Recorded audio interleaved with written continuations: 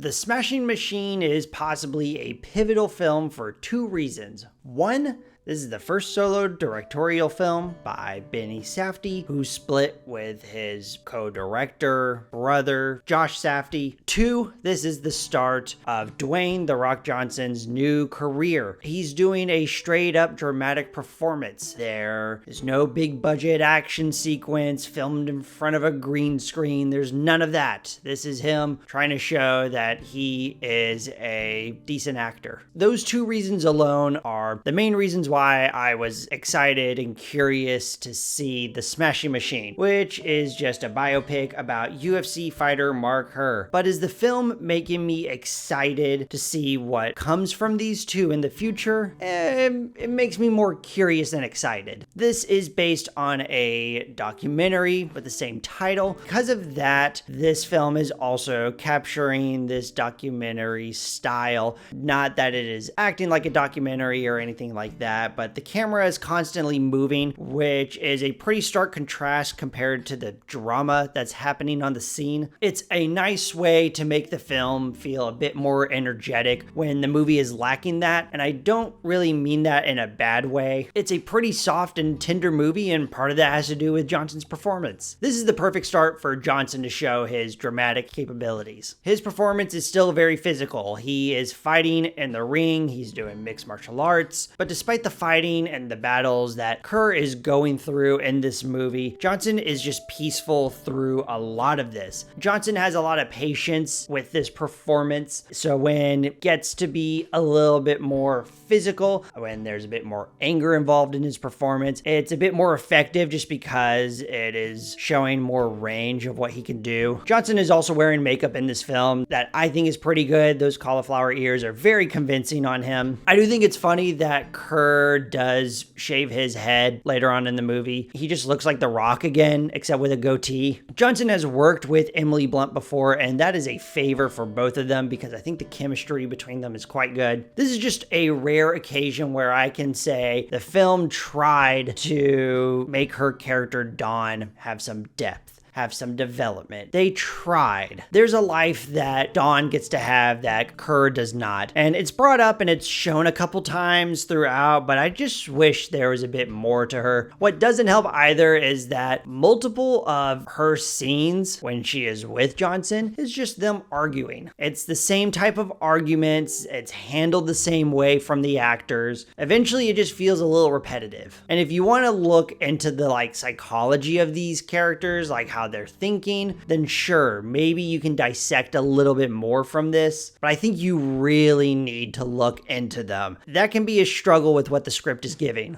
One thing that makes a Safdie brothers film interesting is the way the characters talk to one another. They talk over each other. It makes the sound editing really impressive. They tend to handle themes about addiction, so this film is tackling that, and it's not very surprising to me. But in The Smashing Machine, the writing isn't the strongest feature. Scenes feel a little repetitive and ideas just feel too broad. It feels like the story is just going through a normal day-to-day life, and I think there are ways Safdie's filmmaking and the actors are trying to make it interesting to watch, but the build-up to everything just feels lackluster too. But that sort of seems to be the point of the movie too. It's got the pulp. It seems to be emotionally distant on purpose. That's how Mark Kerr is. Even the music itself, I thought was a fascinating choice. I don't know if it helped elevate the movie in any way, but I thought it was fascinating. I wasn't expecting it. It's got a soothing synthesizer. There's some saxophone involved, so I gotta give it points to that. Even when it's just a drum solo, it just feels like it's being held back.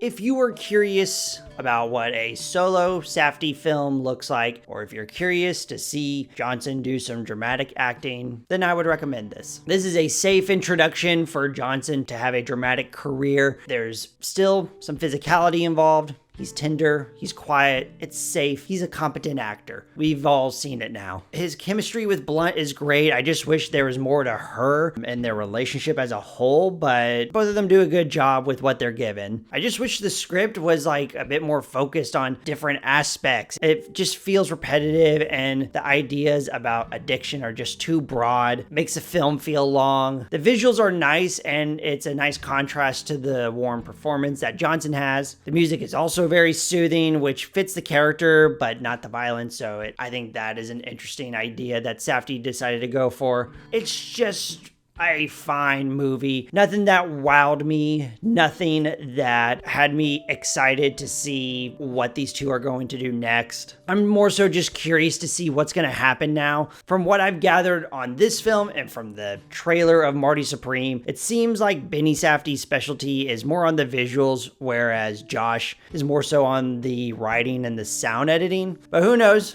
I might be wrong. We'll see how Marty Supreme goes. And as far as Johnson, I know he's still going to be doing blockbusters. We still have that live action Moana movie. I think he signed on for like a third Jumanji movie. But hey, at least we can count on him to give us something. Apparently, he's signed on to do a film with Martin Scorsese. We'll see how that goes. I don't even know if that movie's going to happen. But hey, I'll go see it. I'm going to give The Smashing Machine a 3 out of 5. Thank you so much, guys, for watching this. If you made it this far, did you see The Smashing Machine? Do you plan on seeing it? Let me know down below. Let me know what I should review next. I have no idea what I'm going to talk about next now. Please like, comment, subscribe, do whatever. Follow me on Letterboxd. The link is down below in the description stuff. Make sure you exercise every day, drink your milk, and have a great day.